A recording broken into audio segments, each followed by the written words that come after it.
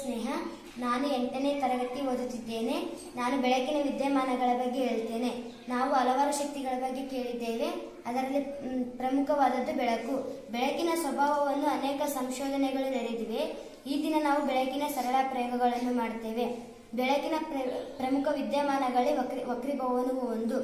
ಬೆಳಕಿನ ವಕ್ರೀಭವನ ಎಂದರೆ ಬೆಳಕು ಒಂದು ಪಾರದರ್ಶಕ ಮಾಧ್ಯಮದಿಂದ ಇನ್ನೊಂದು ಪಾರದರ್ಶಕ ಮಾಧ್ಯಮಕ್ಕೆ ಚಲಿಸುವಾಗ ತನ್ನ ದಿಕ್ಕನ್ನು ಬದಲಾಯಿಸುವ ವಿದ್ಯಮಾನವನ್ನು ಬೆಳಕಿನ ವಕ್ರೀಭವನ ಅಂತ ಹೇಳ್ತೇವೆ.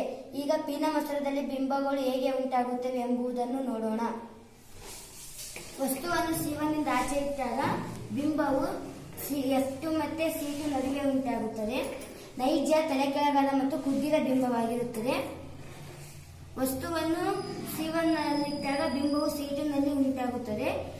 ನೈಜ ತಲೆಕೆಳಗಾದ ಮತ್ತು ಅದೇ ಅಳತೆಯನ್ನು ಹೊಂದಿರುತ್ತದೆ. ವಸ್ತುವನ್ನು C1 ಮತ್ತು F1 ನಡುವೆ ಇಟ್ಟಾಗ ಬಿಂಬವು C2 ನಿಂದ ಆಚೆ ಉಂಟಾಗುತ್ತದೆ. ನೈಜ ತಲೆಕೆಳಗಾದ ಮತ್ತು ದೊಡ್ಡದಾದ ಬಿಂಬವಾಗಿರುತ್ತದೆ. ವಸ್ತುವನ್ನು F1 ನಲ್ಲಿಟ್ಟಾಗ ಬಿಂಬವು ಅನಂತದಲ್ಲಿರುತ್ತದೆ. ವಸ್ತುವನ್ನು F1 ಮತ್ತೆ ಮಸರದ ಮಧ್ಯೆ ಇಟ್ಟಾಗ ಬಿಂಬವು ಪರದೆಯ ಮೇಲೆ ಮೂಡುವುದಿಲ್ಲ. ಇದನ್ನು ಮಿಥ್ಯ ಪ್ರತಿಬಿಂಬ ಅಂತ ಹೇಳ್ತೇವೆ. ನಾವು ಬಿಂಬವನ್ನು ಮಸೂರದಲ್ಲೇ ನೋಡಬಹುದು.